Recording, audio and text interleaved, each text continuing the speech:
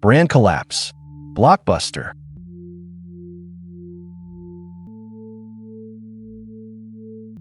In the early 2000s, Blockbuster was an empire. Its blue and yellow stores dotted every corner, a weekend ritual for millions.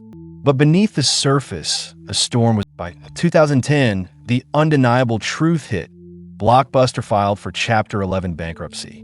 From its peak of over 9,000 stores globally and a market value of $5 billion. The story begins in 1985 in Dallas, Texas. David Cook, a software entrepreneur, saw a fragmented, poorly organized video rental market dominated by small mom-and-pop shops with limited selections and adult-only sections. He envisioned a family-friendly. Cook's workshop wasn't a lab of gadgets, but a blueprint for a new retail experience. He focused on inventory management, using computer systems to track thousands of VHS tapes, a logistical marvel in an era of manual ledgers. This meticulous approach allowed. The first Blockbuster store opened with 10,000 VHS tapes, a staggering collection compared to its competitors. It was bright, organized, and family-friendly. Customers were amazed by the sheer volume of choices, the clean aisles, and the efficient service. This wasn't just a video. Word spread like wildfire. Families, teens, and movie buffs flocked to the new superstore. They loved the vast selection, the multiple copies of new releases, and the clean environment. It quickly became a weekend tradition, a place to gather and choose. The Blockbuster's growth was meteoric. By 1987, Wayne Huizinga of Waste Management acquired the company and injected massive capital, accelerating its expansion. Stores multiplied, reaching 1,000 by 1989 and over 3,000. Blockbuster achieved near total retail dominance. By the mid-1990s, it controlled over 70% of the video rental market. Stores were meticulously organized, with new releases prominently displayed and vast genre sections. For millions, Blockbuster's headquarters in Dallas became a symbol of corporate power. The company was not just a chain of stores. It was a cultural force, dictating what movies millions watched. Its influence extended into Hollywood, becoming a major player in film distribution and marketing. The empire rapidly expanded beyond U.S. borders. Blockbuster stores opened in Canada, the UK, Australia, and many more countries, becoming a global phenomenon.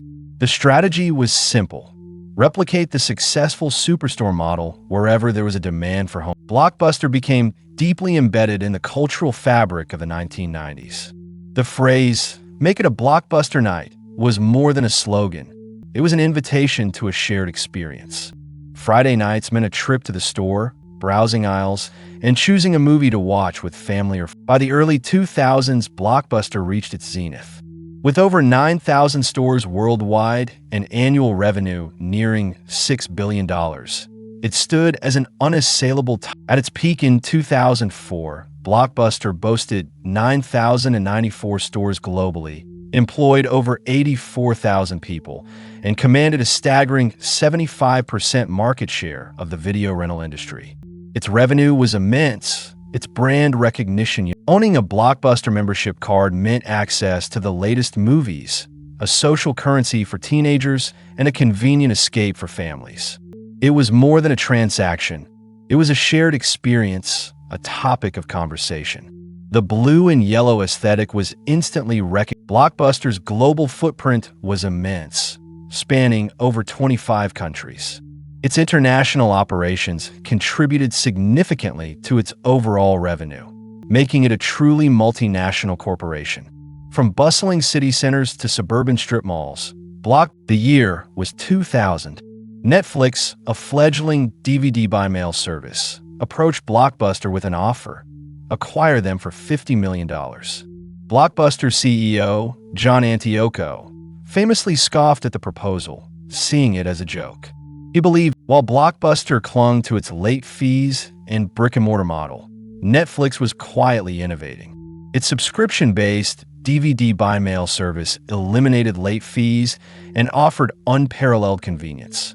This new competitor, initially dismissed as a niche play, Blockbuster's executives were in deep denial.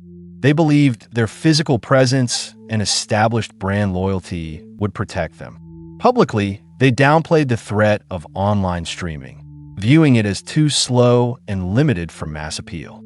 Internally, reports highlighting voices of warning within Blockbuster were stifled. Employees and mid-level managers who saw the writing on the wall, who understood the power of digital disruption, found their concerns falling on deaf ears.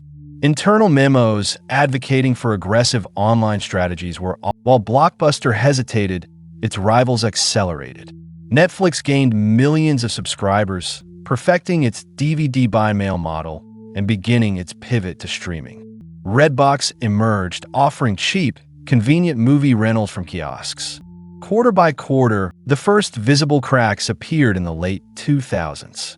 Customers noticed dwindling selections, fewer new releases, and a general decline in store upkeep. Products stopped appearing on shelves as frequently, and the once bustling aisles grew quieter. The stock market reacted brutally. Blockbuster's share price plummeted from its highs, experiencing multiple significant drops as investors lost faith. Each quarterly report brought worse news, reflecting declining revenues and increasing losses. The human cost of Blockbuster's decline was immense. Thousands of dedicated employees, from store clerks to corporate staff, lost their jobs as stores shuttered across the globe. Entire communities, which had Blockbuster as a local fixture, watched as their neighborhood stores closed. The headline screamed Blockbuster's demise. Financial publications and mainstream media alike documented the company's struggles, turning its decline into a cautionary tale. The public narrative shifted from a beloved brand to a symbol of corporate failure and an inability. As the ship sank, executives began to jump. High-profile leaders, some with golden parachutes, departed the struggling company, leaving behind the rank and file to face the consequences. This stark contrast between executive severance packages and widespread the crisis was now a physical reality across cities. Shuttered Blockbuster storefronts, once beacons of entertainment, became melancholic symbols of a bygone era. On September 23, 2010, Blockbuster officially filed for Chapter 11 bankruptcy. It was the definitive end of an era. The company, once valued in billions, was left with a fraction of its former worth, its assets to be liquidated. The physical collapse was swift and brutal. Thousands of Blockbuster stores were liquidated, their iconic blue and yellow facades stripped away or left to decay. Buildings that once buzzed with activity stood empty, windows boarded up, parking lots over. The victor was clear: Netflix.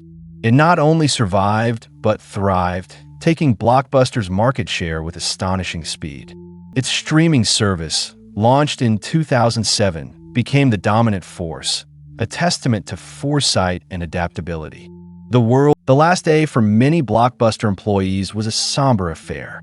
Memories of busy Friday nights and friendly banter were replaced by the quiet task of packing up. The lights dimmed one by one, signaling the definitive end. It wasn't just a business closing, it was the definitive fall of Blockbuster culminated in the abandonment of its once grand headquarters. What was once a bustling center of corporate power became a silent, decaying monument to misjudgment. Today, the world of entertainment is dominated by streaming. Netflix, Amazon Prime, Disney Plus, and countless others offer instant access to vast libraries. The physical video store is largely a nostalgic memory, replaced by algorithms, yet, for many, Blockbuster remains a cherished memory. Collectors pay premium prices for vintage VHS tapes and membership cards. The brand evokes a powerful sense of nostalgia for those who grew up with its blue and yellow aisles. A simpler time when choosing a movie. Remarkably, one Blockbuster store still stands in Bend, Oregon, a quirky monument to a vanished empire. It serves as a living museum, a testament to what once was, attracting tourists and film enthusiasts. It's a poignant reminder of Blockbuster. What if Blockbuster had embraced Netflix? The alternate timeline could have seen Blockbuster as the dominant streaming platform, a hybrid giant combining physical presence with digital convenience. Imagine a world where the blue and yellow brand evolved, continuing to shape Today, the ruins of Blockbuster stores the landscape, silent witnesses to a bygone era. They stand as philosophical reflections on impermanence. The first lesson from Blockbuster's collapse is clear: adapt or die. Complacency in the face of disruption is a death sentence. No matter how dominant your position, ignoring emerging technologies and changing consumer behavior will. Secondly, never underestimate a competitor, no matter how small or unconventional they seem.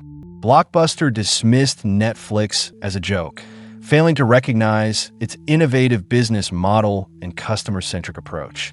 Leaders must. Thirdly, past success can be a blindfold.